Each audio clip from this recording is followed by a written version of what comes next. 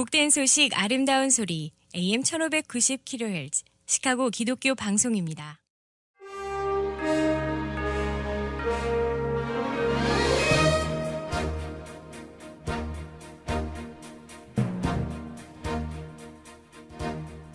청취자 여러분 안녕하십니까? 4월 28일 금요일 KCBS 헤드라인 뉴스입니다.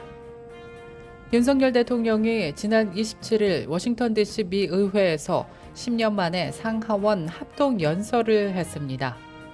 연방질병통제예방센터 CDC가 45개 주에 위치한 고등학교 150여 곳에 재학 중인 학생들을 대상으로 설문조사를 한 결과 이 가운데 75.5%는 이성애자, 나머지는 성소수자이거나 성적 지향성을 모르는 퀘스처너로 조사되었습니다.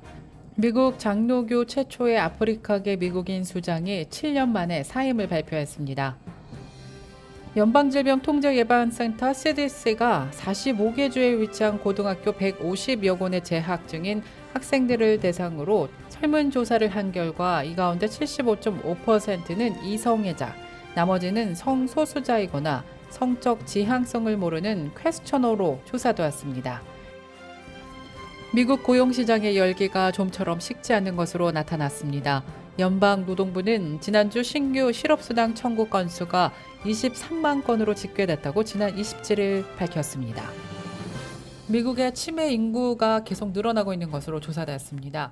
오는 2050년에는 지금의 2배가 될 것이라고 예측되고 있는 가운데 초가공식품이 치매 위험을 높인다는 새로운 연구 결과가 나왔습니다. 첫 소식입니다. 윤석열 대통령이 지난 27일 워싱턴 DC 미 의회에서 10년 만에 상하원 합동 연설을 했습니다. 이날 연설에서 한미 양국이 전 세계의 자유와 민주주의 수호를 위해 힘을 모아왔다고 강조한 윤석열 대통령은 지난 70년간 동맹의 역사에서 한미 양국은 군사 안보 협력뿐만 아니라 경제 협력도 지속적으로 확대해 왔다면서 초기에 일방적인 지원에서 상호 호혜적인 협력 관계로 발전해 온 것이라고 말했습니다. 이어 윤 대통령은 배터리와 반도체, 자동차 등의 분야에서 미국에 진출한 글로벌 한국 기업들이 미국 내 일자리 창출과 경제 활성화에 기여하고 있다고 설명하면서 이러한 한미 경제 협력이 곳곳에서 이어질 수 있도록 의원 여러분들의 각별한 관심과 지원을 부탁했습니다. 윤 대통령은 민주주의 위기에 대해서도 언급했습니다. 민주주의가 자유와 인권을 보장하기 위한 공동체의 정치적 의사결정 시스템을 전제하면서 이러한 의사결정은 진실한 자유로운 여론 형성에 기반해야 한다고 언급했습니다. 자유에 대해서도 평화를 만들고 평화는 자유를 지켜준다면서 자유와 평화는 창조와 혁신의 원천이고 번영과 풍요를 만들어낸다고 전했습니다. 그러면서 70여 년 전 대한민국의 자유를 위해 맺어진 한미동맹은 이제 세계의 자유와 평화를 지키는 글로벌 동맹으로 발전했다고 말했습니다. 미국 장로교 최초의 아프리카계 미국인 수장이 7년 만에 사임을 발표했습니다.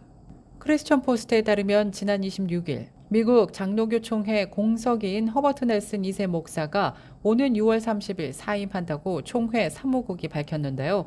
넬슨은 자신의 사임이 쉽지 않은 결정이었다면서 이 변화의 시기에 가족과 교회를 위한 옳은 결정을 내렸다고 말했습니다.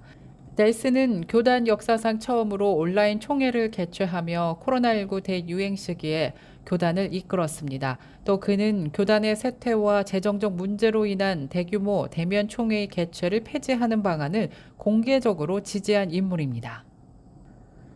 연방질병통제예방센터 CDC가 45개 주에 위치한 고등학교 150여 곳에 재학 중인 학생들을 대상으로 설문조사를 한 결과 이 가운데 75.5%는 이성애자, 나머지는 성소수자이거나 성적 지향성을 모르는 퀘스처너로 조사되었습니다. 약 25%가 성소수자라는 뜻입니다.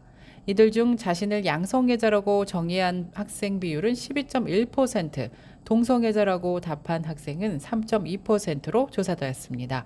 또 성적 지향을 확립하지 못한 퀘스처너라고 답한 학생 비율은 5.2%, 무성애자 등을 비롯해 기타 항목을 선택한 학생은 3.9%로 조사되었습니다.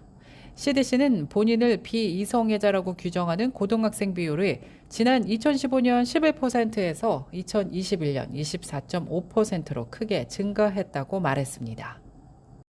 한국 전문직이 미국에서 일자리를 구하기 쉽도록 한국인 전용 전문직 취업 비자를 만드는 법안이 의회에서 재발의되었습니다.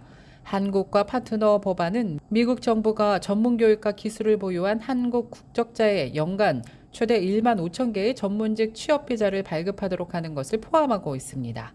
현재 미국은 H-1B 비자를 통해 전 세계의 신청자를 대상으로 전문직 취업 비자를 발급하고 있지만 비자 한도가 연 8만여 개로 제한돼 경쟁이 매우 치열합니다.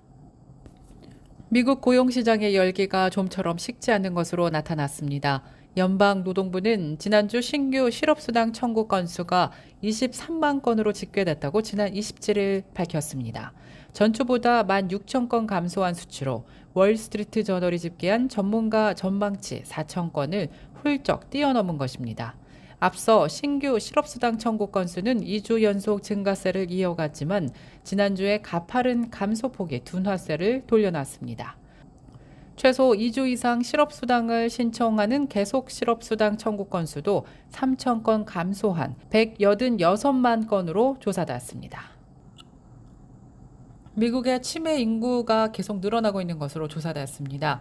오는 2050년에는 지금의 2배가 될 것이라고 예측되고 있는 가운데 초가공식품이 치매 위험을 높인다는 새로운 연구 결과가 나왔습니다. 초가공식품은 패스트푸드, 칩, 냉동식품, 탄산 음료 등이 포함됩니다. 식물성 대체육 등 건강식으로 각광을 받는 채식 요리도 가공 과정을 거칩니다. 영국 식이요법협회 의장은 채식 식단이 포화지방을 줄일 수 있는 이점이 있지만 건강을 해치는 요인이 될 수 있다고 우려했습니다. 전문가들은 미국인들이 먹는 음식의 무려 58%가 가공식품이라고 밝혔습니다.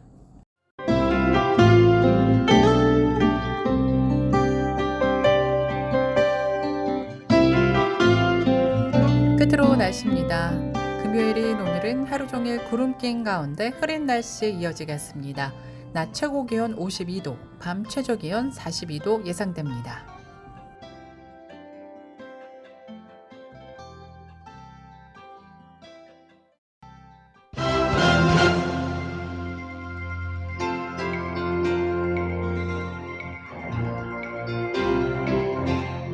이상 KCBS 뉴스를 마칩니다. 지금까지 KCBS 뉴스 유정님이었습니다. 오늘도 하나님의 은혜가 풍성한 하루 되시길 바라겠습니다. 청취해주신 여러분 고맙습니다.